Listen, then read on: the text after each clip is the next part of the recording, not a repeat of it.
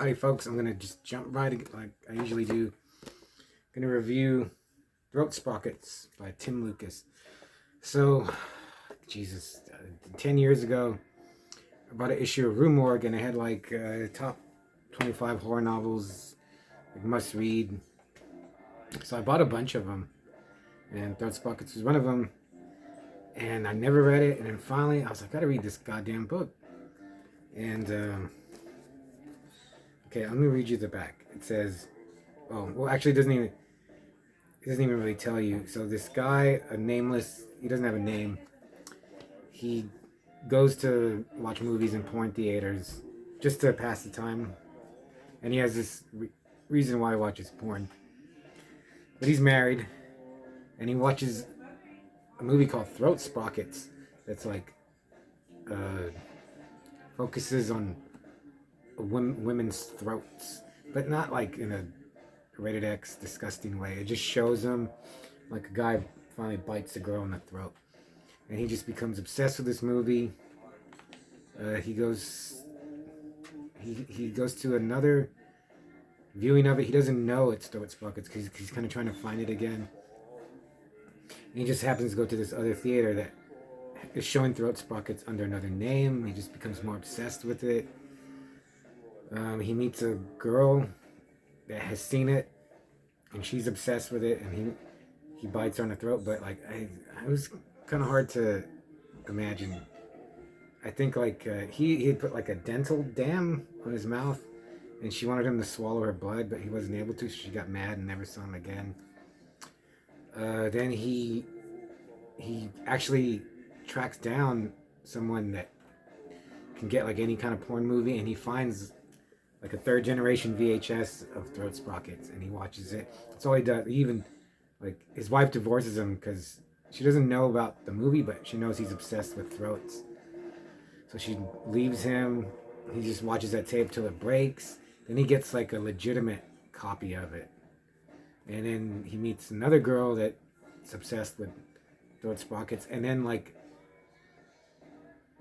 a good, not all of America, but Throat Sprockets becomes a thing. Like they start showing it on regular cable, and there's like people that are obsessed with throats called Sprocketiers.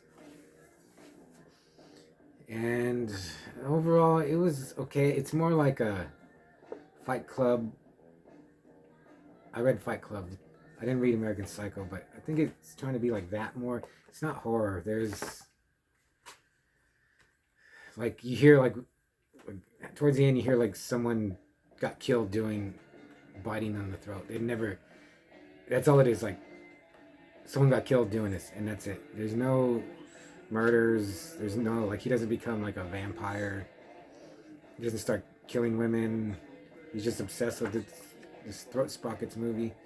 And if I'd known that, like, right away I was okay, this isn't a horror movie. And I just wonder why. I kind of have a suspicion why, like, the guy who wrote that article about good horror novels to read, I guess he's trying to like I felt like he's trying to trick us. You know, this isn't horror, but it's still pretty good. And it is, but you know, if you're telling me, okay, this is a horror novel and it's like a social commentary or like Fight Club, man, I'm disappointed. A few times I thought, I'll just stop, but I was like, it's not bad. Tim Lucas is a good writer. I think he gets a little wordy and pretentious with his prose at times, but it wasn't a bad book, and it has a weird ending. Because he goes to where like there's like a Throat Sprockets, I don't know, museum or something where they keep everything from Throat Sprockets, but he says says it's been destroyed in like an air raid or an attack by some group. He never explains that. It's at the very end. And the best part is that he reads an article or he's in a hospital waiting room with an interview with a guy that worked on the movie. And you find out, because I never thought you're going to find out who made Throat Sprockets, but you do. And that was really interesting. That part, actually, I would have rather read this guy's story than this unnamed character. But overall, wasn't a bad read. I wouldn't read it again. It's not horror, but if you're like really into that, what, Chuck Palahniuk, like his style, and he's a good writer, but you know, I just felt like, you know, it's not horror. Again, you know, if I would have known that, I would have enjoyed it more. Throat Sprockets, I don't know how much it costs. Hell, if you're just intrigued, you can have mine. Just, you know, send me postage. I'll give it away to someone. But yeah, Throat Sprockets is a really good idea. It's really interesting. You know, it's like those. It's not a cursed movie, but it's just a movie that people see that really changes their lives. So that's a really good idea. I just didn't like.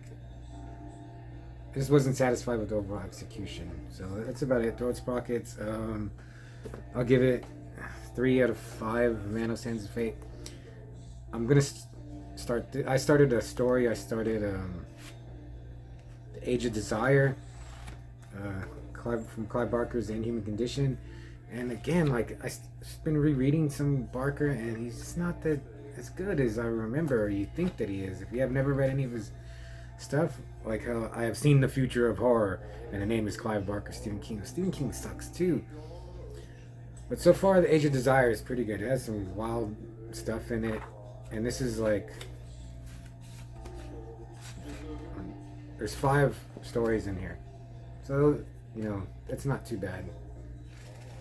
So maybe, hopefully, I'll finish this and review this, because yeah, Clive Barker definitely has his own style, but he's just not that exciting, or he's not really like a lot of those stories I've read from him. They're not really that gory.